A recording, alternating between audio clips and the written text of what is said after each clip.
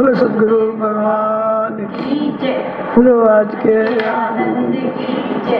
बोलो बोलने वाले की जय। बोलो बोलने वाले की जय।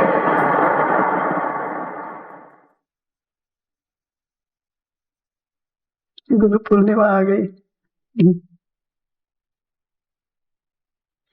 री मेरे पार निकस गया, सतगुरु मारो है तीर। मेरे पार निकस गया, सतगुरु मारो है तीर। री मेरे पार निकस गया, सतगुरु मारो है तीर। री मेरे पार निकस गया, सतगुरु मारो है तीर। सतगुरु मारो है तीर, मेरे साहिब ने मारो है तीर। सतगुरु ने मारो है तीर, मेरे साहिब ने मारो है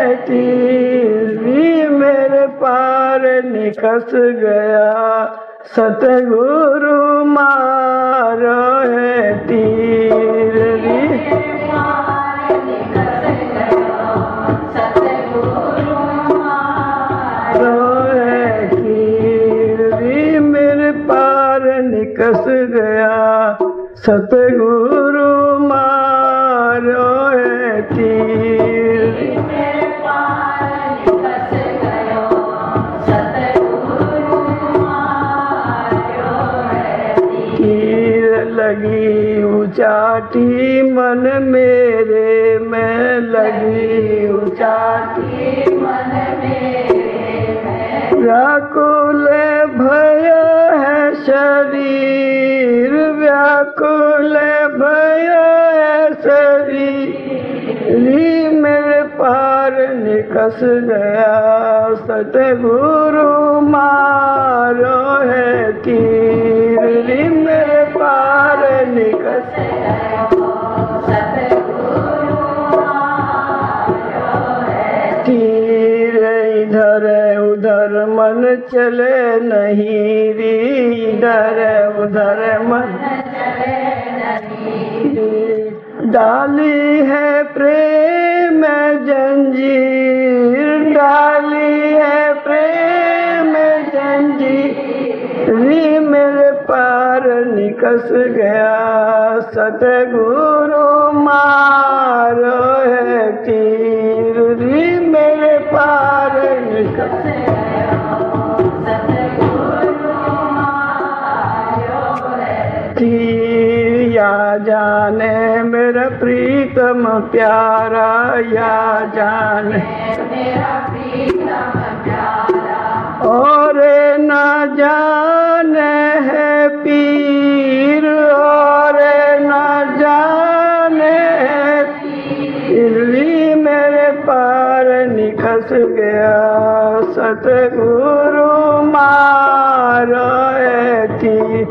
री मेरे पार निकल गया, सतगुरु मारो है तीर। कहा करूं कछु बस नहीं सजनी, कहा कछु बस नहीं सजनी। नैनन बरसत नीर, नैनन बरसत नीर। री मेरे पार निकस गया, सतगुरु मारो है तीर। री मेरे पार निकस गया, सतगुरु मारो है तीर। मीरा के प्रभु गुरु मिले बिन, मीरा के प्रभु गुरु मिले। प्राण धरत नहीं धीर, प्राण धरत नहीं धीर। री मेरे पार निकस गया, सतगुरु मारो है तीर। री मेरे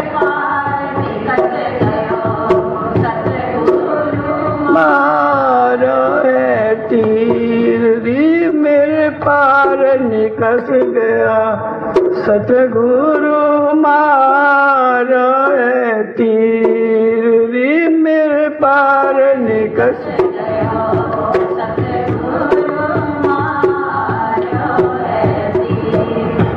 सतगुरु भगवान। मृत्यु को जब हम भूल जाते हैं तो आदमी बहुत पाप करने लग जाता है। भगवान को भूले और मृत्यु को भूले, और मृत्यु तो कभी भी आ जाएगी, किसी दम में भी आ जाएगी, कोई क्षण खाली नहीं है, सिर पे घूम रही है तोरो नायाब दिन है। तो उसकी तैयारी तो करते रहना चाहिए सब। तैयारी मतलब हमारा जो स्वभाव में सभी तो कोई खराब नहीं है, बहुत से गुण और अवगुण दोनों मिला के है। भगवान ने जब सृष्टि की रचना की तो गुण और दोष दोनों मिला के, किसी में गुण ज्यादा है किसी में अवगुण ज्यादा है, वो बात अलग है। तो हम अपना निरीक्षण, ये समय बार बार हमारे जीवन में आ गया, कितनी खुशी की बात है कि देखो गुरु पूर्णिमा हमको फिर देखने को मिल रही है। अभी तो वैसे बाकी है दिन, पता नहीं जब तक का भरोसा नहीं है, फिर भी ये समय हमारे जीवन में फिर आ गया, ये याद दिलाने के लिए कि हम अपना निरीक्षण करें कि हमारे में हमने पिछले साल से अभी तक हमने क्या इम्प्रूव किया है। क्योंकि जिन जिन शब्दों को हम गा रहे हैं, बोल रहे हैं, वो हमारे जीवन में उतरना चाहिए। मैं थोड़ा पूर्व तैयारी भी करवा देता हूँ। अभी हम भजन गाते हैं, मेला मेला मेला मेरे गुरु ने लाया मेला। अभी मेला लगने वाला है और मेला देखने गुरु महाराज के साथ में सब आएंगे। ये हमारी परीक्षा की घड़ी है, परीक्षा तो देनी पड़ेगी। लेकिन हम क्या करते हैं, अपनी दुकान खोल के बैठ जाते हैं। हम वो गुरु महाराज लुटाने आए हैं। गुरु पूर्णिमा का दिन ऐसा है लुटाने का। और भी बहुत सारे संत चौमासा करते हैं, क्योंकि बारिश में पानी भर जाएगा। अभी तो समय बहुत बदल चुका है, फिर भी जो लोग जंगल में, पहाड़ों पे, गुफाओं में रह रहे हैं, वहाँ पर रहने की व्यवस्था नहीं रहती है, तो वो जो इन 8 महीनों में कमाते हैं उसको गृहस्थियों के बीच में लुटाने के लिए आ जाते हैं। अभी पैसा ने बोला कि देना हमको नहीं आता है, लेना आता है। तो भगवान से भी सोच के ही मांगना चाहिए। किसी ने मांगा कि हे भगवान, मुझको ऐसा बनाना अगले जन्म में कि मुझको सब देते रहे, मुझको किसी को देना नहीं पड़े। तो भगवान ने उसको अगले जन्म में भिखारी बना दिया। आप सब देंगे, उसको कटोरा लेके घूमो सड़क पर। एक ने मांगा कि हे भगवान, तुम मुझको ऐसा बनाना कि मैं देता ही रहूं। अब तो उसको बहुत धन देना पड़ेगा भगवान को। भगवान ने उसको इतना सारा धन दिया कि उसको बांटता रहे, देता रहे। तो हम क्या बोलते हैं, क्या सोचते हैं, क्या मांगते हैं, उसका क्या अर्थ निकलता है, हम अर्थहीन होकर ला रहे हैं। प्रत्येक शब्द का और संतों का मतलब तो बहुत गहरा रहता है। उनकी थाह लेना तो बहुत मुश्किल है। वो तो लीलाधारी है, उनकी हर चीज हमको एक्सेप्ट होने लग जाए, उनकी राजी में हम अपनी राजी मिला लें, हमारी सोच, हमारी बुद्धि सब खत्म हो जाए उनके आगे। क्योंकि हमको पता है कि वो लीला करते हैं, वो लीला करेंगे और लीला कर ही रहे हैं। उनके शब्दों को जानना, पहचानना की कोशिश ही नहीं करनी चाहिए। उन्होंने बोला कूद जा, कूद जा, जब बचाने वाले हुआ है तो मारेंगे तो मारेंगे। तो गुरु नानक और बहुत से संतों के ऐसे बहुत दृष्टांत मौजूद है, ऐसे शिष्य भी मौजूद है। गुरु तो फिर मिल जाएंगे, शिष्य मिलना बड़ा मुश्किल है। गुरु नानक ने कहा, देखो ये मुर्दा चढ़ता हुआ आ रहा है और तुम जाओ, उसका क्या नाम था, तुम इसको खाते हुए आओ। मुर्दे को खाते हुए आना, ये गुरु जी का कैसा आदेश है कि हम मुर्दे को खाते हुए आए। लेकिन उसने सोचा नहीं, गुरु जी ने बोला ना, अब वो झाड़क से कूद गया और मुर्दे के ऊपर चढ़ के बैठ गया। तब उसको लग रहा कि ये तो भोग है, 56 भोग है, ये तो कोई लाश नहीं है। बड़े मजे से खाते हुए आ रहा है। वो बोल रहे, हमारे बोलने में और उनके बोलने में बहुत फर्क है। हम जब बोलते हैं कुछ और करते हैं कुछ, तो हमारे अंदर सेल्फिश एटीट्यूड रहता है, स्वार्थ भरा रहता है, हम अपना हित देखते हैं। हम ऐसे लोग होते हैं दूसरे का अहित करके भी अपना हित करते हैं। एक ऐसे हैं, चलो तुम्हारा भी हित हो रहा है, हमारा भी हित हो रहा है, कोई बात नहीं। एक है कि हमको दूसरे का हित तो करना ही करना है, चाहे हमारा हित हो या ना हो। एक ही है, चलो हमारा हित हो जाए, उसका हित करो। दूसरों को देख के ये संकल्प ले लो खुश रहने का। खुशी हमारे अंदर मौजूद है। खुशी कहीं बाहर से ढूंढ के लाके रखनी नहीं पड़ेगी कि बाहर किसी दुकान पे बिकेगी। कहीं है बल्लभगढ़ में दुकान खुशी की, आनंद की, शांति की? ये सब हमारे अंदर खजाना भरा पड़ा है। लेकिन हम कितने मजबूर हैं कि जो चीज हमारे पास इतनी अधिक से अधिक है और उसको हम खुद यूज नहीं कर पा रहे। हमारे खुद के पास है, दूसरे के पास बोलो लुटाने की, छीनने की, झड़पने की। ये सारी दूसरों की बात बताई हमने कि दूसरे खुश नहीं हो सकते, वो करते हैं। लेकिन वो खुशी जिसको हम चाहते हैं वो तो हमारे अंदर मौजूद है। एक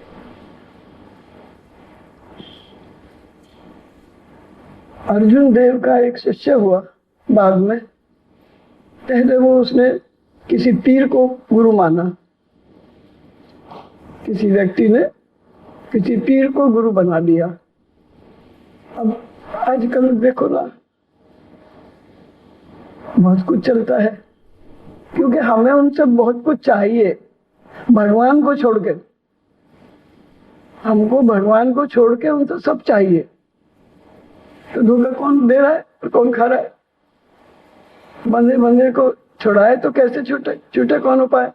वो भी बंद रहा है, वो भी बंद रहा है, दोनों कैसे खुले? तो उसने किसी पीर को जो सिद्धि विद्धि दिला देते हैं, सिद्ध करा देते हैं, ऐसे किसी पीर को गुरु बना दिया। तो उसने कुछ सिद्धियां उसको सिखा दी कि ऐसा करने से ऐसी सिद्धि आ जाएगी, ऐसा करने से ऐसी सिद्धि आ जाएगी। लेकिन वो सिद्धि तो आ गई, लेकिन उसको शांति नहीं मिली। वो सोचने लग गया कि मैं कहाँ जाऊं, किसके पास मिलेगी? अब कहीं बोर्ड तो लग नहीं रहा कि यहाँ पर शांति मिलेगी, यहाँ पर आनंद मिलेगा। भाई वो तो जाके देखना पड़ता है। तो किसी ने नाम ले दिया कि यहाँ पर एक अर्जुन देव है, गुरु जी बहुत माने हुए हैं। जब किसी का नाम चलता है, अच्छा खराब तो चलता है, तो बोले चलो उनको भी देख आते हैं। पीर को तो देख लिया, अब उसको भी देख लेते हैं। अब जो संत होते हैं वो बड़े पारखी होते हैं, वो बिना देखे भी परख ही लेते हैं। घर से निकलते जब परख आ जाती है कौन आदमी क्यों आने वाला है। तो अर्जुन देव भी तैयारी में बैठे थे कि आज कोई आएंगे, आज हमारी परीक्षा कोई लेगा। हम तो ले ना लें, लेकिन हमारी परीक्षा लेंगे। देखे चल के उनको क्या बताते हैं, उनके सत्संग में क्या होता है। देखने वाले भी बहुत होते, तो वो देखने के हिसाब से ढूंढ भी रहे थे। ढूंढने के लिए तो कहीं कहीं जाना भी पड़ेगा भाई। तो वो महाराज वहां पहुंचे तो उन्होंने देखा सत्संग चल रहा है, और सत्संग में किसी ने क्वेश्चन पूछ लिया कि महाराज हमारा ध्यान में मन नहीं लगता, स्थिर नहीं है, ऐसी कोई युक्ति बताओ जो हमारा मन स्थिर हो जाए। बोले अरे ये तो मेरा ही क्वेश्चन है। वो क्वेश्चन तो बहुत लोगों का होता है, कोई शर्मा शर्मी पूछते हैं, कोई नहीं पूछते।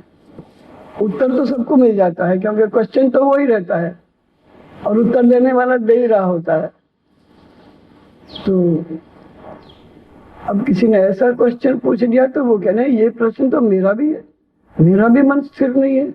कभी मैं रिद्धि सिद्धि में पड़ा हूँ, कभी मैं कहीं जा रहा हूँ, कभी मैं कहीं जा रहा हूँ, मेरा मन भी तो नहीं है। तो बोले महाराज कैसे लगेगा फिर ध्यान में मन? बोले बेटा गुरु के बिना तो नहीं लग सकता, गुरु तो चाहिए। अब वो और चक्कर में पड़ गया, गुरु गुरु क्या करूं, गुरु कहाँ से लाऊं? वो तो सिद्धि है कि दाता है, उन्होंने तो मुझको सिद्धि सिखा दी, अब मैं गुरु इनको बना लूं क्या? उसके मन में अब बेचैनी शुरू हो गई। तो उन्होंने कई प्रश्नों का उत्तर दिया, उसी तरह के प्रश्न थे, वही उत्तर थे, और वो संगत समाप्त होने से पहले ही अब गुरु जी उठ के चले गए। लेकिन उसकी प्यास लगा गए,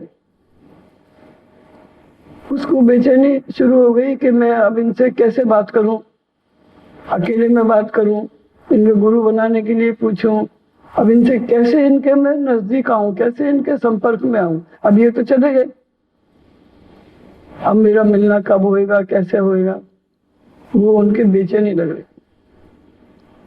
इतनी देर में जो वहां के सेवादार थे, कुछ काम चल रहा था आश्रम में, तो काम चलते ही रहते, तो वो लोग बात कर रहे थे कि ईंटें बनानी है, ईंटें चाहिएंगी बनाने की, आश्रम में लगाने के लिए ईंट चाहिएगी, और वो ईंट अच्छी बनेगी जिसमें मल माने विष्ठा, जब उसमें भट्टे में डाली जाएगी तो उससे जब ईंट पकेंगी तो वो ईंट बहुत अच्छी बनेगी। लेकिन मल उठा के डालने का काम कौन करेगा? ये वो सुन रहा था। शीश दिए हरी मिले तो भी सौदा सस्ता जान। सेवा किसको बोलते हैं? सेवा का हमको मतलब ही नहीं मालूम है अभी, सेवा के चिड़िया का नाम। तो वो सोचे कि अब गुरुजी तो जब मिलेंगे, लेकिन हमें सेवा तो करनी है। तो सेवादार के पैर पकड़ दिए, बोले महाराज ये सेवा तो मुझको दे दो, ये काम मैं करूँ। बोले ठीक, क्योंकि वो आश्रम में तो इतना बड़ा आश्रम रहता है और इतने सब तरह के काम रहते हैं, झाड़ू पोछा बर्तन झूठा सच्चा उठाना, बहुत तरह के काम है। और हमारी ईगो, हमारी लालसा भी हमको करने नहीं देती सेवा। हम ऐसी सेवा दिखाने वाली, करने वाली, बहुत तरह की सेवा है। सेवा गुरु की सेवा। अब गुरु की निज की सेवा क्या करोगे? पानी उसको एक गिलास पीना है, सारे जने एक गिलास पानी ला के पिलाएंगे तो क्या होगा? गाय भैंस कौन है, जानवर है। तो उसने बहुत समय तक मल उठाने का काम किया और वो भट्टा तैयार हो गया, वो ईंटें तैयार हो गई, बहुत अच्छी ईंट तैयार हुई। और बहुत अच्छी ईंट जब तैयार हुई तो गुरुजी को दिखाया गया कि देखो हमारे भट्टे में ये ईंट तैयार हुई है। बोले हाँ तैयार तो हो गई, पर गुरुजी तो गुरुजी हैं। बोले पर ये बताओ कि ये मलवा किसने डाला, मल किसने डाला? बोले महाराज एक आश्रम में एक नया आया है, आपसे मुलाकात नहीं हो पाई, लेकिन वो जिज्ञासु है, उसको तड़प है गुरु से मिलने की, गुरु में मिलने की, भगवान को प्राप्त करने की, उसको ये लगन है। तो जैसे ही हम विचार कर रहे थे कि ये काम कौन करेगा, तो उसने बड़े गिड़गिड़ा के और बड़े उससे ये सेवा मांगी, और उसने इतने समय तक ये सेवा की है, और ये उसका रिजल्ट है कि ईंट बहुत बढ़िया तैयार होगी। बोले उसको बुलाओ हमारे पास। अब तो उसको क्या चाहिए था, वो तो उस दिन की इंतजार ही कर रहा था ना कि गुरु महाराज मेरे को बुलाएं। और फिर मैंने, उसने अपनी जो इच्छा थी वो व्यक्त की कि महाराज रिद्धि सिद्धि तो मैंने बहुत देख ली, वो तो मुझको चाहिए नहीं। जब हमारे पास जो चीज नहीं होती है पहले उसकी चाहना करते हैं ना, उन्हीं को बहुत समझ लेते हैं कि पता नहीं हमारे पास खूब सारा पैसा होगा तो क्या हो जाएंगे पता नहीं, खूब मकान दुकान होंगे तो क्या हो जाएगा पता नहीं, और वो सब भी हो जाए तो सुख कहाँ है? फिर सुख उनमें नहीं है। तो कहते हैं फिर गुरु अर्जुन देव ने उनको अपना शिष्य स्वीकार किया। और अच्छे शिष्यों में उनका नाम रहा। तो हम क्या मांगते हैं, क्या चाहिए हमको, पहले हमको ये सोच ले, समझ के मांगना, बड़े सोच समझ के। मैंने बताया ना, भिखारी ने क्या मांगा कि मुझे किसी को देना ना पड़े, बस मुझे ही देते रहे सब। तो बोले कटोरा लेके घूमते, सब देंगे तो जब हमको ये मालूम पड़ जाती है कि हमारा जीवन, हमारा क्या लक्ष्य है जीने का, अभी हम जीवन भूल चुके हैं जीना। सब इतना संघर्ष, इतना स्ट्रगल, कुछ चीजों को हमने इतना क्रिटिकल अपने आप बना दिया है जिसका कोई जरूरत नहीं है। क्योंकि हमारे बोलने से, हमारे चलने से, हर चीज में हम दूसरे पे अटैक कर सकते हैं, कर ही रहे होते हैं। तो हमारी जिंदगी सरल हुई या क्रिटिकल हुई, हमने अपने बना ली। हमको मालूम है उसको हाथ जोड़ के नमस्ते नहीं करे, उसको रुक के उसको प्रणाम नहीं किया, तो अब उसके मन में भी भेद आ जाएगा। देखो किसी दिन कोई अर्जेंट बात हो तो बात अलग है, नहीं तो हम जानबूझ के उसको वो कर देते, तो उसका दिल दुख होगा, तो हमने दिल दुखाया, जानबूझ के दुखा रहे हो। तो हमने अपनी जिंदगी को अपने आप क्रिटिकल बना लिया, क्योंकि हम विनम्र है ही नहीं। विनम्रता साधक का विशेष गुण है। प्रेम जीवन का सार है। प्रेम में तो कोई पैसे नहीं लगते, विनम्र होने में तो कोई पैसे नहीं लगते। लेकिन हम जो काम हमको करने चाहिए हम वो नहीं करते। हमारे गुरुजी के समय की मैं बात बता रहा हूँ, बहुत साल हो गए। जब एक बार वो यहाँ आए थे तो उन्होंने किसी बहू से पूछा, बेटा अपनी सास के पैर छूती है सुबह उठ के? बोले नहीं। तो बोले अब छू लिया कर। बोले सोच के बताऊंगी। उस जमाने की मैं ये बात कर रहा हूँ जब तो संस्कार, अब तो चलो बहुत कम हो गए, जब तो संस्कार भी अच्छे ही थे लोगों के। उस जमाने में भी सब तरह के लोग सब समय रहते हैं। तो उन्होंने ये कहा, बेटा मैं तुम्हारे से कोई 1-2 लाख रुपए तो मांग ही नहीं रहा, इसमें सोचने की क्या बात है, यही तो तुम्हें करना चाहिए, सबके साथ करना चाहिए प्रेम, व्यवहार, सेवा। तो परोपकार, सेवा, प्रेम, निस्वार्थ, निष्कपट, बदले में हमें कुछ नहीं चाहिए। अगर हम बदले के हिसाब से कुछ करते हैं तो फिर तो यही बराबर है, अभी तुरंत तुमने दिया, लिया, काम खत्म। तो जब हम याद रखते हैं अपनी मृत्यु को, तो ऐसी गलतियां हमसे नहीं होनी चाहिए।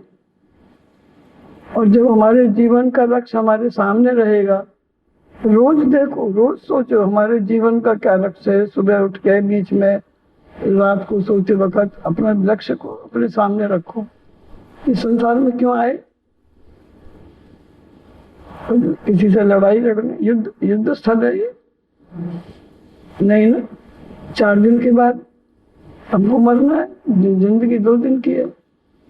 हंसा निकल गया काया से, खाली पड़ी रही तस्वीर। ने मुगदरा मारन लागे, नेक धरे नहीं धीर, मार मार कर प्राण निकाले, नेक धरे नहीं धीर। जब अमृत आते हैं तो एक जो प्राण सारे शरीर में व्यापक है, रमा हुआ है, तो हर एक क्षेत्र में से उसको निकालते हैं मार मार के। तब उनको दया कहाँ से आएगी? हमारे काम ही ऐसे है, हमने कर्म ही ऐसे किए। तो मार मार कर प्राण निकाले, नेक धरे नहीं धीर। हंसा निकल गया काया से, खाली पड़ी रही तस्वीर। कोई निलावे, कोई दिलावे, कोई उड़ावे चीर। सब क्या चालू हो गया? ले चलो, ले चलो। घर में उसको ज्यादा देर नहीं रख सकते, भूत बन जाएगा। जिस घर से हमारी इतनी रौनक थी, हमारा सब कुछ अपना था, उस घर में कैसा सजाना बजाना, घर में हमने क्या क्या नहीं किया था उस घर के लिए। मेरा घर है, मेरा घर है, मेरे घर में ऐसे तुम नहीं आना, वो नहीं आना, क्या कानून लगा रखे थे। और क्या निकलते से ही क्या हो गया, हमारे लिए जगह नहीं है उस घर में। फिर ऐसा कभी सोचा? अस्थियों को घर में नहीं लाना, अशुभ है, वहीं शमशान घाट में लटका के आ जाना। अब तो अस्थि लाने का भी नया फैशन है। अभी कोई मेरे को बता रहा था, और जूते पहने, जूते भी उतार, एक रेस्पेक्ट है, गिव रेस्पेक्ट डेड बॉडी। वो हमारे साथ अभी तक इतने समय तक रहे थे, हमारे भाई, माँ, बाप, कोई भी हो सकता है, पड़ोसी भी हो सकते हैं और रिश्तेदार भी हो सकते हैं, लेकिन एक रेस्पेक्ट है जीव के प्रति, चाहे उसमें से इंसान निकल गया है तब भी। तो बोले वो ग्लोव्स पहन के गए अस्थि उठाने के लिए, और कॉइल रहती है, उस कॉइल में थोड़ी सी पंजीरी के जैसे रखी, कॉइल लपेटे, उसको भी वहीं रख के आ गए, क्योंकि घर में तो अशुभ है, घर में चला नहीं सकते। जो भी घर का राजा था, घर का मालिक था, वो हमारी क्या गति है, आप उस दिन की गति को भी तो याद करो। और हम सबके साथ कर रहे हैं, और हमारे साथ भी वही होगा। अभी जितने हमारे घर वाले पूर्वज जा चुके हैं, जो जा रहे हैं, उनके साथ हम वही कर्म कर रहे हैं। हमको जरा सोच नहीं है कि ये सही हो रहा है कि गलत हो रहा है। हम वही कर्म करते आ रहे हैं जो हमने सुन रखे हैं, देख रखे हैं, उसमें कोई चेंज नहीं है। और इनको बढ़ाते तो जा रहे हैं, लेकिन घटाने का कोई तरीका नहीं है। जो अभी तक इतनी हमारी शांत थी घर में, उसके बिना रौनक ही नहीं थी। 2 दिन भी कहीं चले जाए तो हमारा मन नहीं लगता था। लेकिन अब शाम होते से पहले फटाफट ले जाओ। अब तो रात में भी जलाने लग गए, क्योंकि रात भर कोई है ही नहीं डेड बॉडी के पास बैठने के लिए। कौन बैठेगा? सब बच्चे डर जाएंगे। ये हमारी हिस्ट्री है, हमारी लाइफ हिस्ट्री। हाँ तो ये समझो ना कि अब जब हमको कोई यूज कर रहा है, जब तक हमारी उपयोगिता है, अब उसमें हम लड़ रहे चाहे हम प्यार कर रहे। हमने मेरा करके जो अपना दावा कर रखा है, ये कितना झूठा, कितना गलत है। हमारे घर में वो नहीं आना चाहिए, हमारे घर में ऐसा होना चाहिए। करो घर को, अब क्या करोगे? किसका घर रह गया? कहाँ रह गया? ये दीवारें यहीं खड़ी रह जाएंगी, इनको छोड़ के जाना पड़ेगा आपको। अचानक मुझे अचानक डेथ हो गई, बीमार भी नहीं था, अचानक। या तो हम पहले से ही छोड़ के तैयार रहे, फिर कमाते क्यों बोलेंगे? हाँ, वो जरूरी है। तरीके से अपनी ईमानदारी की कमाई फलती है, अपनी मेहनत की कमाई उगती है, फलती है। लेकिन जब तेरा भी मेरा हो जाए तो हमने क्या कमाया? कुछ ना कमाया। तूने भजन बिना दुनिया में जीवन बेकार गंवाया। जिस चीज को हम कमा के तिजोरियों में भर भर के रख रहे हैं, वो सब यही हमको छोड़ना पड़ेगा। और जिसकी आसक्ति उसमें रह जाएगी, उसके प्राण जल्दी से नहीं निकलते हैं। वो तड़पते रहता है, वो रोते रहता है, वो चिल्लाते रहता है, देखो ये खड़े, देखो वो खड़े, देखो वो आ गए। लेकिन वो प्राण नहीं निकल रहे, क्योंकि वो मन में आसक्ति है। कहीं कुछ जमा के रखा हुआ है, कहीं कुछ छिपा के रखा हुआ है। कोई आया रे हुक्म लेके छोड़ो नगरी, कोई आया रे, कोई आया रे हुक्म लेके छोड़ो नगरी। आए यमराजा छाती पे चढ़ बैठे, आए यमराजा छाती पे बैठे। प्राण छुपे रे कोठड़ी, कोठड़ी कोई आया रे। प्राण छुपे कोठड़ी, कोठड़ी अरे कोई आया रे हुक्म लेके छोड़ो नगरी, कोई आया रे, कोई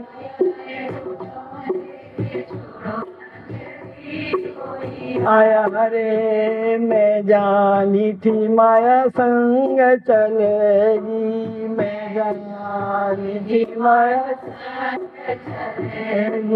जोड़ घड़ी रे दमड़ी दमड़ी कोई आया रे जोड़ घड़ी दमड़ी कोई आया रे कोई आया रे हुक्म लेके छोड़ो नगरी कोई आया रे कोई आया रे हुक्म लेके छोड़ो कहते कबीर सुनो भाई साधो कहते कबीर सुनो दो माया देख दुनिया बिगड़ी कोई आया रे माया देख दुनिया बिगड़ी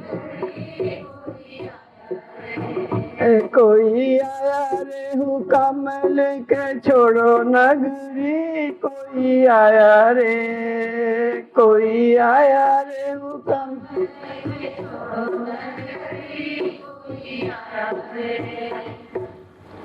ये नगरी तो छोड़ना पड़ेगा। वहां पर रिश्वत नहीं चलेगी, चालाकी नहीं चलेगी। जब वहाँ का परवाना आ जाता है, जब वहाँ की गाड़ी आ जाती है तो वो खाली नहीं जाती। हम जहाँ भी होंगे, जहाँ भी छिपे होंगे, वो कहीं कहीं से हमारे को निकाल के लेके जाएगी और हमको जाना ही नहीं पड़े। हमको टाल नहीं सकते। टाला था सावित्री ने। सावित्री इतनी पतिव्रता थी, इतनी तपस्विनी थी कि वो यमदूत से अपने पति को वापस लेके आई। नचिकेता, हमारे शास्त्रों में ये दो ही ऐसे हुए हैं जिनको यमदूत को जवाब देना पड़ा। ये तो यमदूत से कोई जवाब सवाल नहीं कर सकता। वहां तो जाना माने जाना, वहां नहीं चलेगी। लेकिन फिर भी सावित्री ऐसी सती हुई कि सत्यवान को वापस लेके आई। नचिकेता ने अपने सारे प्रश्नों का उत्तर यमराज से मांगा और यमराज को बताना पड़ा।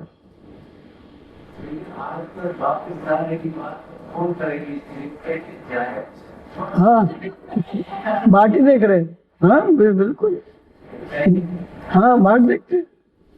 क्योंकि जो धरती है, आधार है ना, बहुत से लोगों को ऐसा भी है, वो कैसे एक दूसरे को झेल रहे होते हैं वो नहीं मालूम। वो भी है, दोनों एक दूसरे की बात देखते हैं। ये चले जाए तो अच्छा है, वो कहे वो चलो जाए तो अच्छा है। पर जाना तो अपने हाथ में नहीं है ना। जाना तो जिस दिन जाना है उसी दिन जाना है, उससे पहले नहीं। और जिस दिन उसकी गाड़ी आ गई उस दिन खाली नहीं जाएगी, उस दिन तो लेके ही जाएगी। आप चाहे ना जाना चाहो। सेत धरू रे माया सपरी, मैं माया जगह जगह रख रखी है। मैं बेटे बहू को बुला के समझा दूं पीछे से ऐसे रहना वैसे रहना, वो उतना टाइम तब नहीं मिलेगा, बोलती बंद हो जाएगी। अभी जब तक जवान चल रही है, जब तक कुछ अच्छा बोल लो, अच्छा हाथ पैर चल रहे हैं, कुछ अच्छा कर गुजरो, जिससे लोग ये ऐसा ना सोचे कि ये मर जाए तो अच्छा है। ऐसा क्यों सोच रहे हैं बताइए? क्योंकि हम उस योग्य हो चुके हैं। हमारी उनसे कोई वो नहीं है, हमारा प्रेम उनको याद नहीं, प्रेम हम है ही नहीं हमारे में। हाँ, तो क्यों बोल रहे हैं? इसीलिए बोल रहे हैं ना कि हमारा व्यवहार इस तरीके का है कि कल मरे तो आज मरे। हम सुखी तो रहेंगे कम से कम। रोज कोई शराब पी के आए और मारे पीटे तो उस आदमी को कोई जिलाना चाहेगा और पैसे ना दे। और अभी रोज आप सुन लो, पढ़ लो, देख लो टीवी में न्यूज, कुछ ना कुछ मिलेगी कि वो आदमी औरत से पैसे मांग रहा था पीने के लिए और औरत ने पैसे नहीं दिए और उसको मार दिया, जान से मर गई वो। तो ऐसी पति की क्या वो शुभेच्छा करेगी? कहीं भगवान उसको जिंदा रख? उसके कर्म ही तो वैसे हैं ना। तो वो तो यही सोचेगी ना, अच्छा हुआ इससे मेरे पीछे छोड़े तो हे भगवान, या तो मुझे उठा ले या इसको उठा ले। तो दुख ने यही तो कहा भगवान के पास, दुख गया कि भगवान ये बताओ कि सब मौत को मांगते हैं, मुझे कोई नहीं मांगता।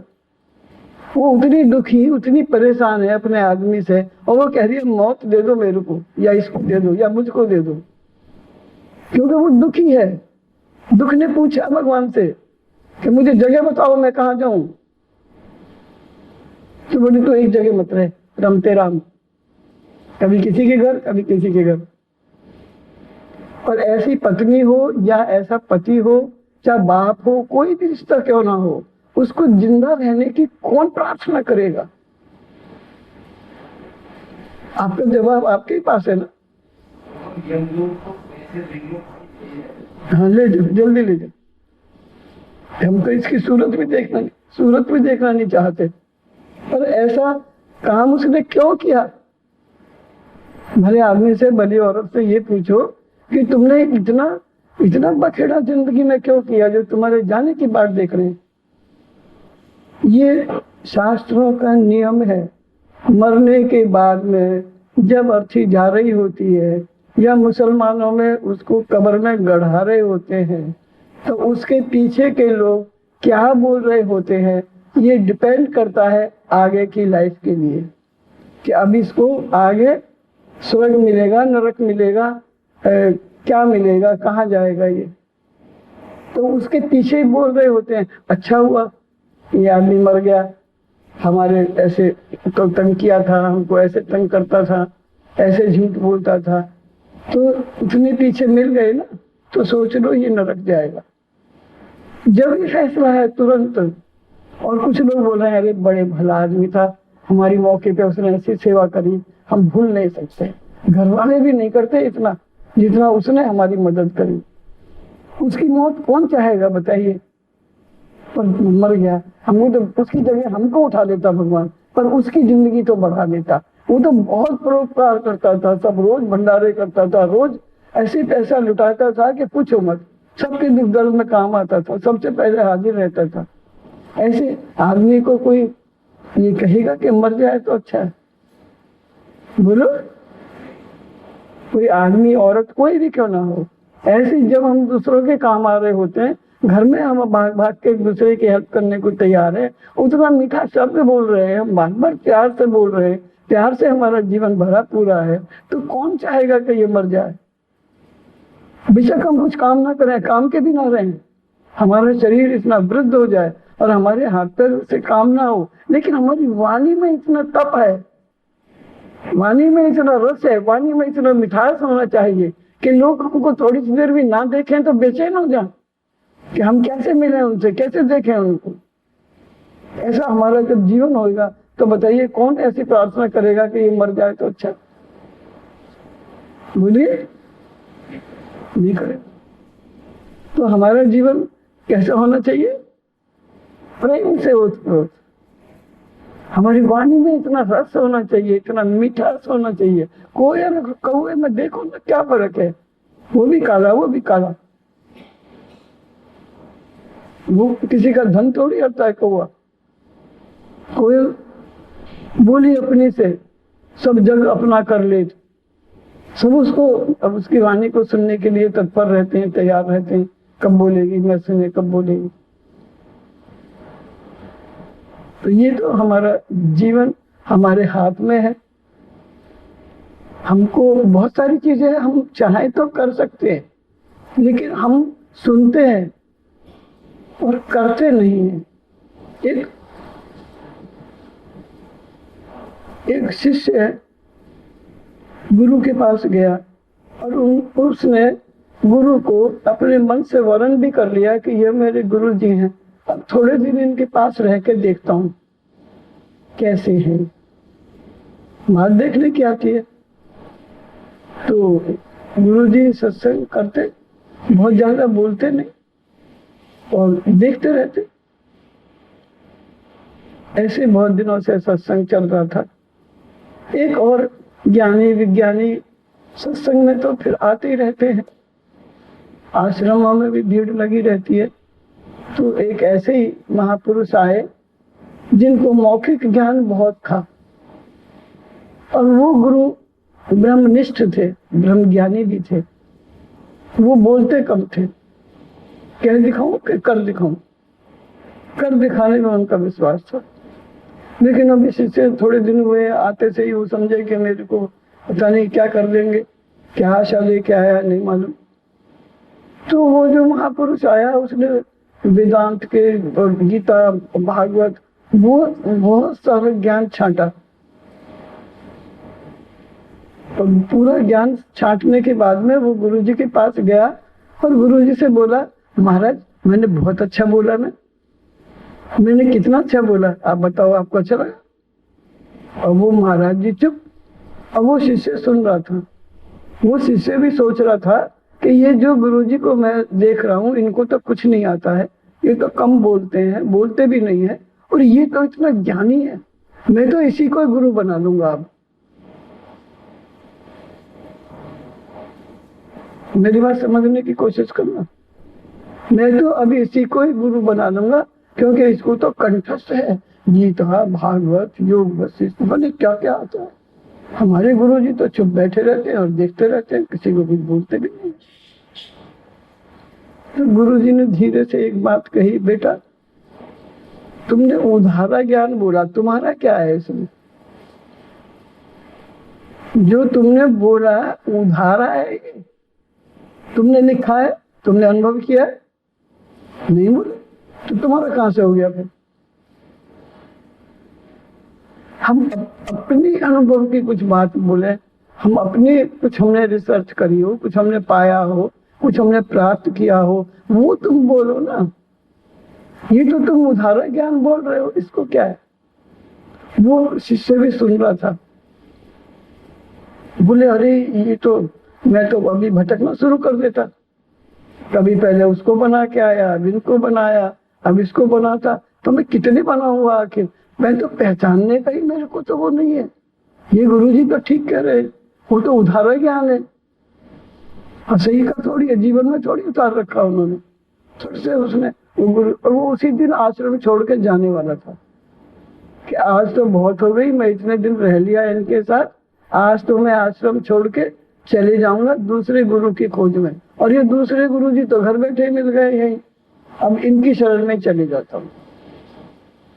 उसने पक्का फैसला कर रखा था आश्रम से जाने का। लेकिन जब गुरु जी ने ये बात बताई कि इसमें तेरा ज्ञान कहाँ से है, कुछ अनुभव कर रखा है?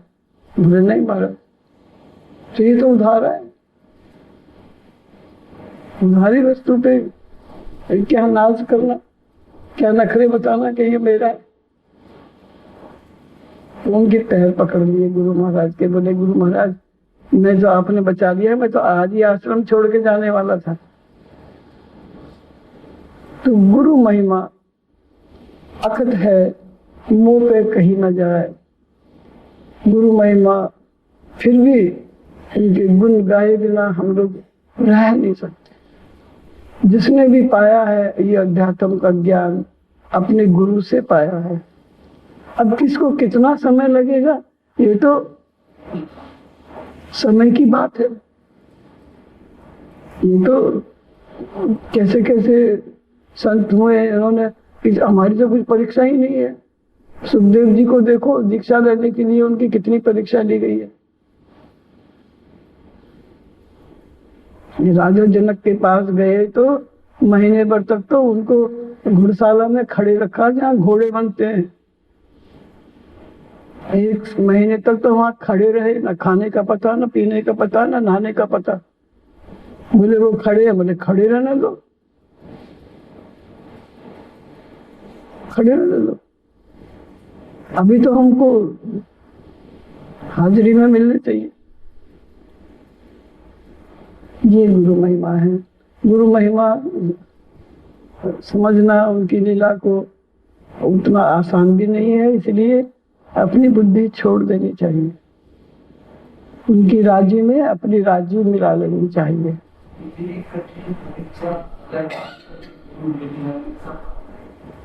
भाग जाएंगे जब भी तो बैठे हैं खाली, फिर उसमें सहज भी तो नहीं है ना। जब उन्होंने इतनी कड़ी परीक्षा दी है तो उन्होंने कुछ पाया भी है, और वो परीक्षा हम सबको देनी है। वो इसीलिए तो पात्र में छेद है, तो वो अध्यात्म टिकेगा नहीं, वो विद्या टिकेगी नहीं, वो विद्या को छीन के नहीं ले सकती। मैं बार बार कहता हूँ, वो विद्या स्वयं वर्ण करती है पात्र को, उसको वर्ण करना नहीं पड़ता। व्यास गद्दी है ये, इसलिए व्यास का नाम है वेद व्यास। व्यास देव ने सारे वेदों का वो किया था, इसलिए उनके सम्मान में, उनकी रेस्पेक्ट में ये दिन मनाया जाता है। उन्होंने कुछ करके बताया, किया है। हम क्या कर रहे हैं बताइए? परीक्षा तो देनी पड़ेगी ना, छोटी हो बड़ी हो, परीक्षा तो परीक्षा है। पहले आप नर्सरी के जी सारी क्लास तो है, ये सारी परीक्षाएं तो देनी पड़ेंगी। कौन अब ये सारी क्लास एक ही जगह बैठते हैं? हमारे सत्संग में, किसी भी सत्संग में डिवीजन नहीं होता ना कि ये फर्स्ट क्लास है, ये सेकंड क्लास है। चाहे कोई एमए पीएचडी कर रहा है, चाहे कोई नर्सरी में, वो एक ही क्लास है सबकी। कितनी गजब की बात है ये। और जो बोलने वाला है वो उसी हिसाब से बोलता है, कोई खाली नहीं जाएगा। गुरु महाराज बोलते थे, ये बोलने वाले का एक वो होना चाहिए कि उनके सत्संग में कोई खाली, छोटी से छोटी बात को समझा के बड़ी से बड़ी बात भी बोलो, ताकि सबके पल्ले कुछ ना कुछ पड़े। खिचड़ी बना के अध्यात्म ठोस है और वो लेना ही पड़ेगा। वो हमको रुचि नहीं है ऐसा बोलने से थोड़ी हो जाएगा। हाँ, भजन गाना, डांस करना ये है थोड़ी सी देर के लिए मनोरंजन, ताकि एक बना रहे वो, लेकिन केवल उससे कुछ नहीं होगा। केवल इसमें इतने बोर हो जाते हैं। तो गुरु महाराज बोलते थे, अब तुम बोर हो गए होगे, चलो तुमको कहानी किससे सुना देता हूँ। तो बीच बीच में थोड़ी कहानी किससे सुना देते हैं, ताकि हम फिर अपने लक्ष्य पर आ जाए। पर परीक्षा तो हमको देनी पड़ेगी, पात्र तो हमको बनना पड़ेगा, कठिन परीक्षा भी देनी पड़ेगी। हमको पता नहीं है, जब भी तो मैं कह रहा हूँ, अब ये मेला है, अब ये मेला लगेगा। अब आप लोग सावधान रहिए, क्योंकि परीक्षा की घड़ी है और कभी भी किसी समय भी हो सकती है, किसी की भी हो सकती है, क्योंकि उनके साथ उनके सब लोग आते हैं। कोई किसी को देख के खुश होगा, कोई किसी को देख के, नंबर तो सबको मिल दे के जाएंगे।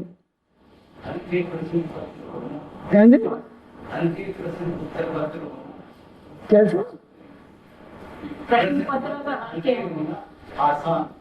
अब ये तो उनकी मर्जी है।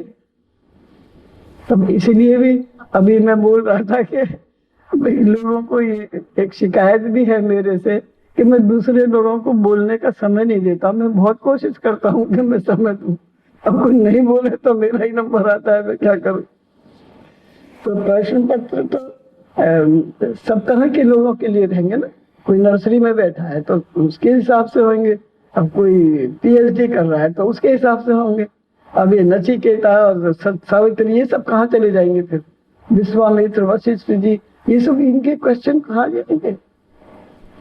वशिष्ठ जी ने विश्वामित्र करके बता दिया, किया है उन्होंने, कितनी घोर तप की है वशिष्ठ जी ने, और विश्वामित्र जी उनसे नाराज हो गए। देखो, और फिर किस तरीके से उन्होंने परीक्षा में पास हुए हैं। तो विश्वामित्र जी को परीक्षा तो देनी पड़ी। और वशिष्ठ जी ने क्या किया? कभी मुंह खोला ही नहीं, चुप रहे। कामधेनु लेके जाऊंगा बोले। विश्वामित्र जी आश्रम में पहुंच गए, बोले तुमने मेरी बड़ी खातिरी करी, कहाँ से कर रहे हो? राजाओं को तो ये सब रखने का अधिकार है, ये सन्यासियों को तो, मुझको दे दो, मेरे काम आएंगे। बोले मैं ये तो नहीं दूंगा, ये जाए तो ले जाओ। हाँ, वो कामधेनु बोली मेरी रक्षा मैं अपने आप करूंगी। तो कामधेनु ने अपनी रक्षा खुद करी, नहीं गई वो। इसी बात पे वो नाराज हो गए और 100 पुत्रों को मारा और पता नहीं क्या क्या किया। फिर भी वशिष्ठ जी अकेले में बैठ के पति पत्नी उनकी बड़ाई कर रहे थे। अरे विश्वामित्र जैसा कोई नहीं है दुनिया में। बस उसको ब्रह्मऋषि बनने की इच्छा है, तो जो वो उसके मन में हिंसा की प्रवृत्ति खत्म हो जाएगी, मारकाट की प्रवृत्ति खत्म हो जाएगी, तो वो ब्रह्मऋषि बन जाएगा। और वो मार नहीं आया था उड़ारी लेके, छिप के वो वार करने की देख रहा था विश्वामित्र कि कभी ये दोनों सोए और मैं इनको खत्म कर दूंगा। और जब उसने देखा कि ये तो मेरी तारीफ के पुल बांध रहे हैं, छटा के उनके पैरों में गिर गए विनम्रता। बोले उठो ब्रह्मऋषि। अब वो एक क्षण में ब्रह्मऋषि हो गए। कहा तो वो 100 बेटों के हत्यारे थे और उनसे इतना उनको क्रोध था दोनों को आपस में, उनको नहीं था, एक तरफा क्रोध था। विश्वामित्र के मन में था, ईर्ष्या थी, जेलस थी, उनके मन में थी। इसीलिए विश्वामित्र जी ने फिर तपस्या करी, सब राजपाट छोड़ दिया, राजपाट छोड़ के जंगल में गए, तपस्या करी कि मैं भी इनके जैसे तप करूंगा, सब ब्रह्म ऋषि बने। तो परीक्षा तो किसकी नहीं हुई बताइए? आज भी हो रही है, आज भी ऐसा नहीं है, उतनी नहीं तो कितनी तो हो ही रही है। वाणी पे संयम तो रखना पड़ेगा, व्यवहार तो बदलना पड़ेगा, ये हमारी परीक्षा है। और क्या है, जिसने जितना हम संयम कर रहे हैं उतनी क्लास के हम अधिकारी। तो अब हमें अगर विश्वामित्र को जब उनके मन में ये जिज्ञासा जागृत हो गई कि मुझको इनकी जैसे तपस्या करनी है, फिर आगे बढ़ना है, तो वो सब छोड़ के तपस्या के लिए चले गए। हमारे मन में भी जब ये जागृति आ जाएगी कि हमको अपना व्यवहार सुधारना है और मरना है एक दिन, मरने को रोज याद रख लो, हर घड़ी हर पल कि मरना है एक दिन, और वो तो सत्य है, मृत्यु तो सत्य है। तो फिर क्या होगा, हमारा जो व्यवहार है हम वो सुधारने लग जाएंगे। फिर किसी से जोर से क्यों बोलना है, किसी की निंदा स्तुति क्यों करना है, किसी से तेरा मेरा क्यों करना है, तो हमारा व्यवहार सुधर गया। ये हम पेपर की तैयारी कर रहे हैं, और खाली लिखने तक की नहीं कि उस क्वेश्चन का आंसर आया और वो आंसर लिख दिया, क्योंकि वो परीक्षा तो समय समय पर होती रहती है। और अब ये 3 दिन तो बिल्कुल एक घड़ी भी चूकना मत। मैं तो बता ही सकता हूँ, मैं तो आप लोगों को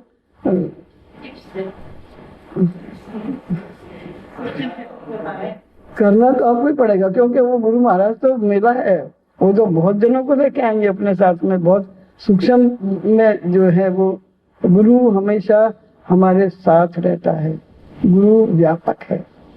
एक तो ये साकार शरीर है, साकार शरीर ज्यादा समय तक नहीं रह सकता, साकार जब तक रहेगा जब तक रहेगा, उसके बाद में निराकार है, निराकार व्यापक है। तो फिर अब तो समय हो रहा है, फिर अगली बार विचार करेंगे कि किस तरीके से, कैसे गुरु महाराज और भगवान हमारे साथ हर समय रहता है, लेकिन हमारी आंखों पे ऐसा पर्दा पड़ा हुआ है कि हम उनको देख नहीं सकते हैं, हम अनुभव नहीं कर सकते हैं, हम फील नहीं कर पा रहे हैं, हम सुन नहीं पा रहे हैं, हम देख नहीं पा रहे, पर वो हर समय हमारे साथ ही है, कहीं दूर है ही नहीं। दूर हो तो देखूं, दूर था जब चार थारी, जब मुझे ऐसा मुझको जानकारी थी कि भगवान से हम बहुत दूर है, भगवान हमसे बहुत दूर है, तो उसको प्राप्त करने का कुछ अलग चाव था, लेकिन अब नहीं छोड़े साथ। अरे अब क्या करूं, अब 24 घंटे मेरे साथ है, जब भी जिधर से भी बैठूं तो उधर ऐसे लगता है अब वो मेरे साथ है। अब बाथरूम में जाओ स्नान करने के लिए, नहाना मुश्किल हो जाएगा, खाना मुश्किल हो जाएगा, करके तो देखो एक दिन, सोच के तो देखो कि वो देख रहे, वो हमारे साथ है, ये बैठे, और फिर आप करके देखो व्यवहार। मर्यादा के बाहर आप जा नहीं सकते। मर्यादित जीवन, अनुशासित जीवन तभी संभव है जब हम ऐसा अनुभव करें, ऐसा हम अनुभव करेंगे जब करेंगे, पर हम ऐसा विचार अपने मन में लाएं कि वो परमात्मा, वो गुरु महाराज मेरे अंश है, हर समय मेरे साथ है। कोई पल, कोई एक क्षण भी ऐसा नहीं है जब वो मुझसे दूर हो या मैं उससे दूर हूं। हम जब ही तो गड़बड़ करेंगे जब वो हमको नहीं देखेगा, प्रॉब्लम यहाँ पर आ जाती है। जब हमने सोच लिया कि वो तो भगवान कहाँ है, देख सोचता है, तो कहीं ऊपर बैठा है आकाश में, अब तुम्हारे जो मन में आया कर लो। जब हमारी ऐसी सोच है तो ऐसे कोई भी रिश्ते में वो लोग यही चाहेंगे कि ये मर जाए तो अच्छा, क्योंकि हमारा व्यवहार रिफ्लेक्ट हो रहा है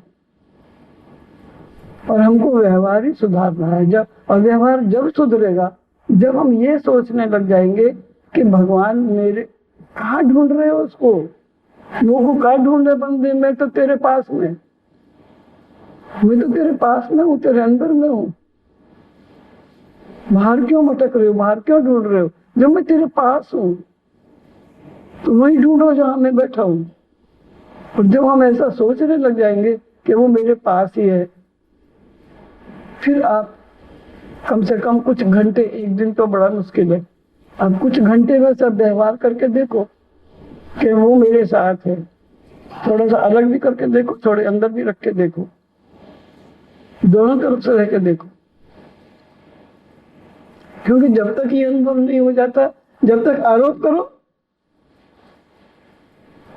तब तक हम जो सुन रहे हैं उसको एक बार आर्टिफिशियल बनावटी सही कि हाँ गुरु जी मेरे साथ है।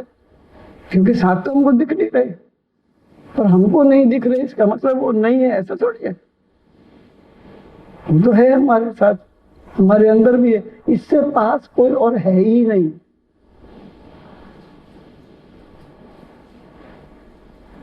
लेकिन फिर कितनी बड़ी बात है कि फिर हम उसको देख नहीं पाते, देख नहीं सकते। क्यों?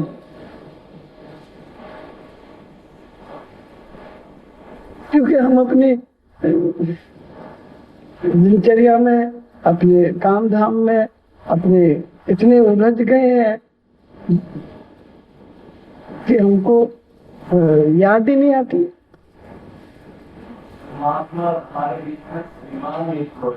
हाँ, अभिमान है। और इतने स्ट्रगल हम जानबूझ कर रहे हैं, हम हमारे लिए हमको टाइम नहीं है। अपने लिए थोड़ा सा समय निकालो और अपने लिए आप देखो कि हम कर क्या रहे हैं। और इतनी बड़ी बात नहीं है कि हमको कोई आधा घंटा, 10 मिनट, 15 मिनट समय नहीं मिले। सबको खूब समय है, भगवान ने सबको खूब मौज दे रखी है, फिर भी हमें अपने लिए समय नहीं है। ये बड़ा आश्चर्य है। अपने लिए समय निकालो, सोने से पहले थोड़ी देर कम सो लो भाई, घर में सारे काम करो, काम छोड़ के भगवान का भजन मत करो, ठीक है, लेकिन अपने सोने में से थोड़ा समय निकालो, थोड़ा पहले उठ जाओ, अपने काम फटाफट कर लो, फिर थोड़ा समय निकाल लो। इधर उधर गेट पे बात करने की ज्यादा जरूरत नहीं है तेरी मेरी। भजन करो, ध्यान करो, महसूस करो भगवान है। तो फिर क्या होगा? हमारा व्यवहार बदलने का सिर्फ एकमात्र तरीका है, और हमारा ध्यान में मन स्थिर होने का भी यही तरीका है कि हम गुरु को समर्पित हो जाएं। गुरु से हमको प्रेम जितना कुटुंब से, उतना प्रेम गुरु से हो। चले जाओ बैकुंठ को वहां हाथ न पकड़े कोई। जितना प्रेम हम अपने कुटुंबियों से कर रहे हैं, कम से कम उतना गुरु से कर लो। बात सिर्फ कहाँ पे आ गई हो?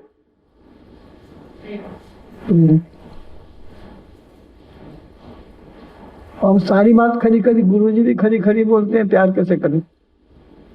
घर वाले भी बोलते हैं, तभी तो हम बात देखते हैं, मर जाए तो अच्छा। अब गुरुजी के लिए भी ऐसे सोच लेंगे, जब जाओ इनके पास यही बोलते हैं, ध्यान करते क्या नहीं, भजन करते क्या नहीं, ऐसा क्यों नहीं करते, ऐसा कर लो। तो ये कोई बात अच्छी थोड़ी लगेगी।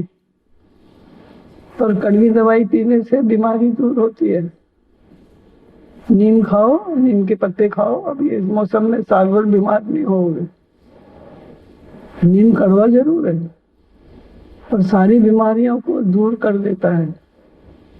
तो वो वचन अगर कोई बोलता है इस तरह के, वो तो ठीक है, पर एक हम तनातनी में बोलते हैं, वो गलत।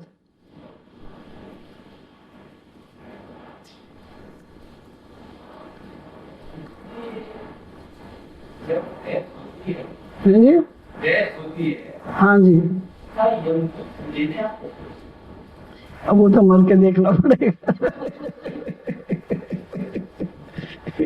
अभी जो लोग मर रहे हैं, और या जिन लोगों का देखा है किसी किसी को, तो वो बोलते हैं देखो ये खड़े। जो ऐसा सुनने में आया है कि जो लोगों के कर्म खराब रहते हैं उनको यमदूत डरावने से दिखाई देते हैं, और जिनका व्यवहार अच्छा रहा है उनको थोड़े ढंग से दिखते हैं, तो वो डरते नहीं है, घबराते नहीं है, ऐसा सुना है।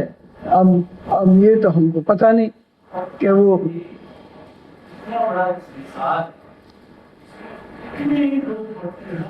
रोज मरते हैं। यमदूत तो एक ही बतेरा है, यमदूत तो बहुत सारे नहीं होते, अब वो अपने असिस्टेंट को भेज दें बात अलग है। कई बार खुद बिजी हो जा, अपने असिस्टेंट को भेज दें, जा तू मेरा ही काम कर दे। अब देखो जगह जगह ब्रांच खुल रही है कि नहीं, बल्लभगढ़ में कांता बैठी है, कोई जयपुर में बैठा है, और जगह जगह तो काम चल रहे हैं, उनके चल रहे हैं, हमारे थोड़ी है। तो गुरु महाराज ने अपनी व्यापकता को दिखा रखा है। कोई कागज नगर में, कोई बेंगलोर में, कोई हैदराबाद में, हम थोड़ी कोई जा रहा है, एक जना कितनी जगह जाएगा। तो ये उनकी मर्जी है कि वो अपने असिस्टेंट को भेज दें किसी के पास, या किसी को स्पेशल इन्विटेशन है तो उसको खुद लेने जाएंगे, और या किसी के इतने कर्म खराब है तब भी खुद जाना पड़ेगा उनको डराने के लिए। और किसी के अच्छे कर्म है तो ऐसा सुनने में ऐसा आया है, अब देखेंगे, जब देखने के बाद तो कोई बोला ही नहीं, वहां जाके तो किसी ने चिट्ठी लिखी नहीं। क्या कहिए, हाँ दादी ने देखे, कोई कोई देख लेते हैं। हाँ गुरु जी लेने आते, स्वयं आते। जो गुरु की शरण में है और उतनी श्रद्धा और भावना है तो यमदूत को नहीं जाने देते, गुरु महाराज स्वयं आते हैं। और उनकी गति है, फिर वो अपने लोक में ले जाते हैं, फिर उनको नरक स्वर्ग ये सब कुछ नहीं चाहिए। फिर उनकी इच्छा हो तो वो दोबारा जीवों का कल्याण करने के लिए भेज सकते हैं उस जीव को, उसमें उसकी चॉइस नहीं है फिर कि मैं नहीं जाऊँ कि मैं जाऊंगा, वो उनकी मर्जी के ऊपर डिपेंड करता है। ना भेजे अपने में मिला ले, अच्छी बात है। फिर कभी कुछ ऐसा उनको प्रकट होना पड़े, उनको अवतार लेना पड़े, जब भगवान अवतार लेते हैं तो अकेले नहीं आते, अपने मंडल को लेके आते हैं। तो उस मंडली में कहीं हमारा भी नाम हो तो क्या पता है। गोपियां आई भगवान के साथ में, जब कृष्ण भगवान ने अवतार लिया, राम ने लिया, जब कितने लोग साथ में आते हैं, कहीं केवट बना, कोई निषाद बना, कोई रावण बना, कोई विभीषण बना, कोई कुंभकर्ण बना। ये सब क्या है कि पिछले जन्म के उनके कोई राक्षस थे, उन्होंने ऐसे कर्म करे तो उनको राक्षस। जय विजय को देखो, भगवान से मिलने नहीं दिया, उनको राक्षस बनना पड़ा। तो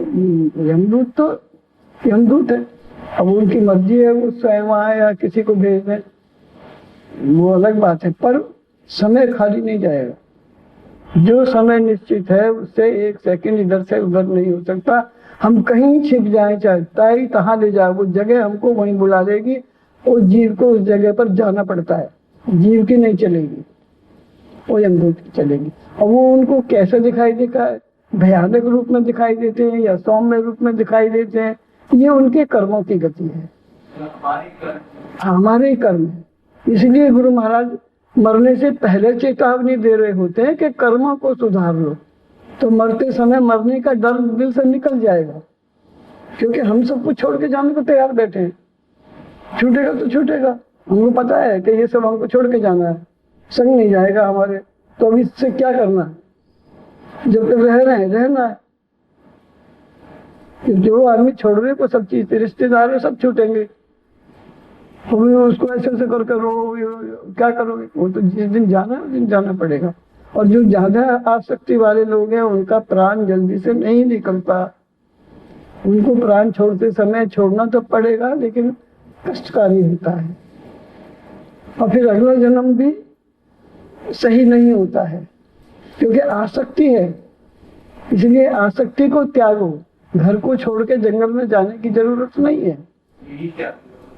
घर में रहते ही आप इससे अटैचमेंट, इससे आसक्ति मत रखो, मेरा मेरा मेरा करके, ठीक है। जब तक हम रह रहे उसके बाद में इसमें कौन रहेगा। पहले कौन रह रहे थे, हमारे बाप, धर्मशाला। ये भी तो संतों ने बताया है कि ये धर्मशाला है, क्योंकि हमसे पहले कोई रह रहे थे, अब हमने बनाया तो हमारे बाद कोई रहेगा, फिर उनके बाद कोई रहेगा, तो ये क्रम चले आ रहा है।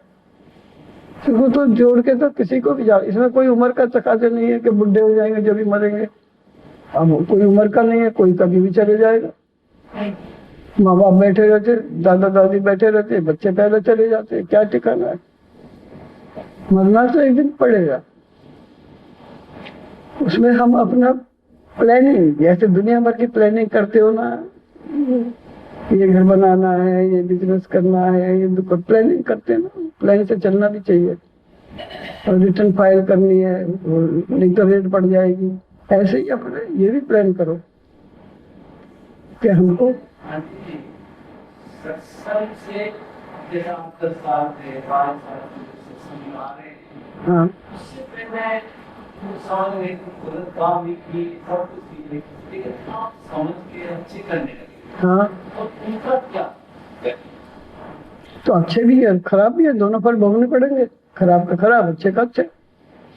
अब अच्छे हुए तो इससे बैलेंस थोड़ी हो जाएगा कि पहले खराब करे थे और अब अच्छे हो गए तो उनको वो कर दो, बैलेंस नहीं होता है।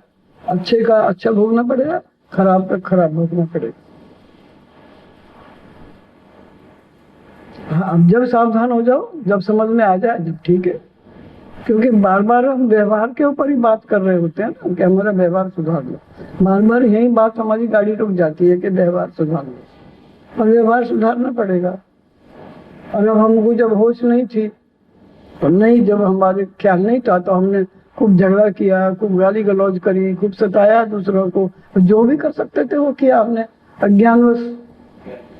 लेकिन वो अब आपको पता नहीं है, अब यहाँ पर आग रखी है और आग के ऊपर परात रखी है, ढकी हुई है, आपको दिख तो नहीं रही वो, लेकिन अपना काम तो वो करेगी, उसके ऊपर बैठ जाओ। आपको दिख नहीं रही तो क्या है आग? है जी? नहीं जी, ऐसी कोई माफी नहीं। जो कर्म किए हैं उनकी सजा तो भोगना पड़ेगा। कोई माफ करने वाला सही दिल से माफ कर दे और माफी मांग ले तो बात अलग।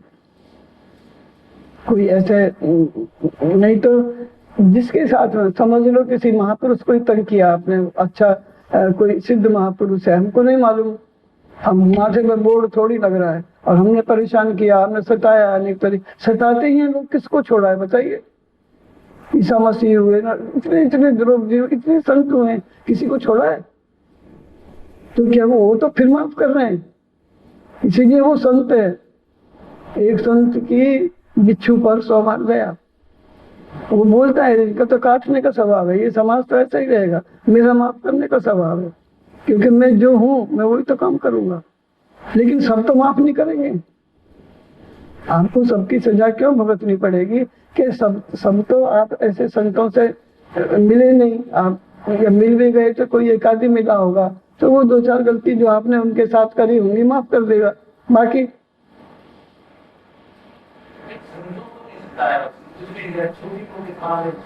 नहीं। आपकी नहीं, मैं तो इन जनरल की बात कर रहा हूँ। संतों को भी लोग सताते हैं ना और वो माफ कर देते हैं, तो चलो वो गलती माफ हो गई क्योंकि उन्होंने अंदर दिल से माफ किया है, कर दे तो वो उसकी मौज है। आपको सुधारने के लिए वो कौन सा तरीका अपनाएंगे हमको नहीं मालूम। हमारी सुधारने के लिए खुद भी सजा दे सकते हैं, उनको राइट है, उनको ये अधिकार है, और वो माफ भी कर सकते हैं, माफ करके सुधारेंगे या सजा दे के सुधारेंगे, ये उनकी बात की बात है। और जो साधारण मनुष्यों के साथ में हमारा जो व्यवहार है वो तो सजा आपको भुगतनी पड़ेगी, कर्मों का फल है वो माफ नहीं कर सकते, कर भी लेंगे तो ऊपर ऊपर से बोल रहे, वो कर नहीं रहे माफ। इसलिए वो तो व्यवहार के वक्त तो बहुत होशियार रहना पड़ेगा। कौन बताइए कौन माफ कर रहा है? आप कर दोगे माफ किसी को? आप अब कोई गाली गलौज करे तो वो मन में चुभती रहती है, अरे उसने मेरे को ऐसा कह दिया, अरे उसने मेरे को ऐसा कह दिया। हाँ, तो ये समझ के वैसा अगर हम माफ कर देते हैं तो बहुत अच्छी बात है, लेकिन सब ऐसा नहीं करते दुनिया में। अभी तो जरा सी बात पर तो गोली चल जाती है, मौत हो गई, गोली मार दी। वो पलवली में देखो ना क्या हुआ, कितने घर के मर गए और कितने जेल में गए। उनके घर में तो इतने सारे घर में कोई रहा ही नहीं आदमी। क्या बात थी? माफ कर देते, माफ नहीं किया ना, और कुछ बात नहीं थी, बिना बात, इतनी बड़ी कोई बात है बिना बात लड़ रहे हैं ना, तो वो सजा तो यहाँ भी मिल गई। माँ की तो बात छोड़ो, वो तो यही कुछ तो यही मिल गई, कुछ को तो तुमने मार दिया और जो जिंदे वो जेल में गए। नहीं छोड़ रहे ना भाई साहब, अगर ये बात सबके समझ में आ जाए तो स्वर्ग बन जाए या पृथ्वी पर ही, स्वर्ग में जाने की कोई इच्छा ही नहीं करेगा। स्वर्ग यहाँ पृथ्वी पर है। फिर अगर सबकी सोच ही तो बदल है, कुछ बदलना नहीं है, सोच बदलनी है। सबकी सोच बदल जाए तो फिर तो बात ही क्या है। बोलो सदगुरु भगवान गुरु आज के बोलो बोलने बोलो नहीं